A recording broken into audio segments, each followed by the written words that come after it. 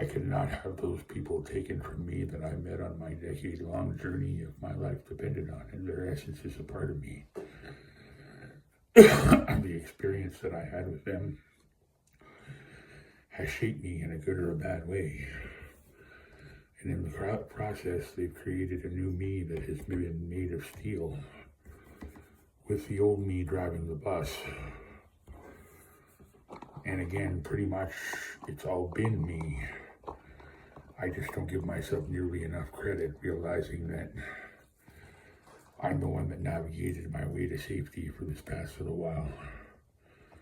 I'm the one that kept myself alive. I'm the one that aced all those tests and passed that college course and had 2 years in university, and I'm the one that is crazy in love for a blonde girl that's maybe all but 10 or 15 minutes away from me.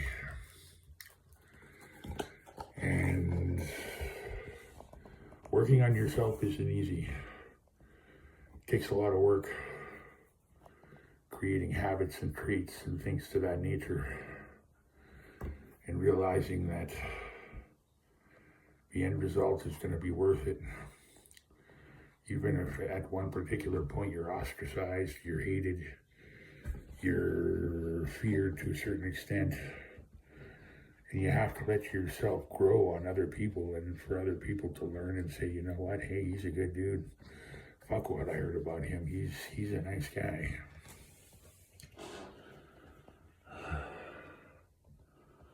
And then a wrong turn takes you to a small little town in the Okanagan, and you meet this girl,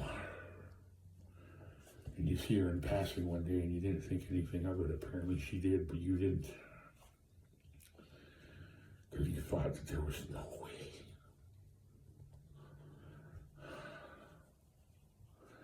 that she would notice me.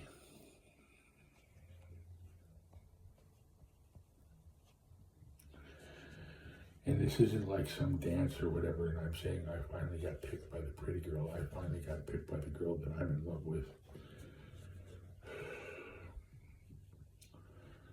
And I didn't put any pressure on her, and I just told her that I was willing to help her and be there for her.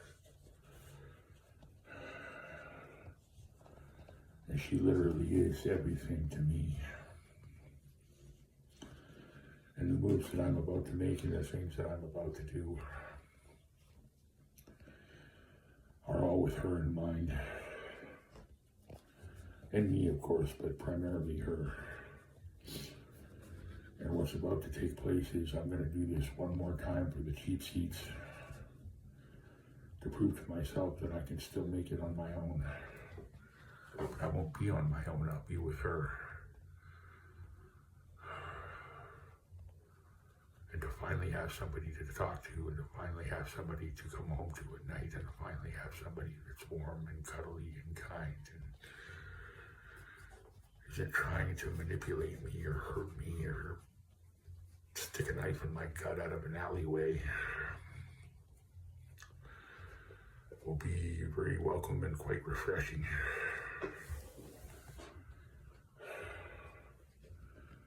And I don't know what I did to deserve this woman in my life. Apparently I probably have some good karma now that I get to claim. Everybody was talking to me about karma before, karma this, karma that, karma everything else.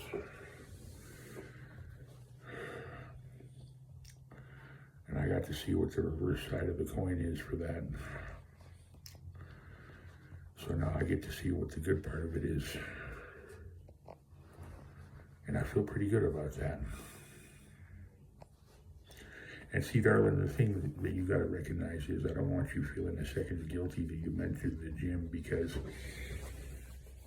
I don't think you haven't talked to or met my father ever. So he's a former gym rat, not so much anymore, but he is a former gym rat, and he taught me exactly how to survive in a weight gym. And I know what to do when it comes to weights. I know what to do when it comes to a bike. I know what to do when it comes to eating right. And that was one of the many things that I learned from my dad. So I was going to do it anyway. I was going to get back into the gym. I'm in horrible fucking shape. You can tell by my physique that I used to be in the gym on a regular basis. I used to go in there like 4 or 5 times a day. Not so much anymore, of course. But I'm going to change that. Because it feels like now that I've got something to live for. However, begrudgingly, I would probably be trying to do that anyway, even if you weren't in the picture. So just so you know, although it would hurt like a motherfucker if you weren't here, I would still be kicking the door in and trying to kick ass and everything else. So I guess what I'm trying to say is simply this. If busting my ass in a weight gym for an extended period of time is going to make you happy and it's going to make me happy, it's a unanimous decision in the Chris and fucking Selena team. So, motion carried. Let's get it done.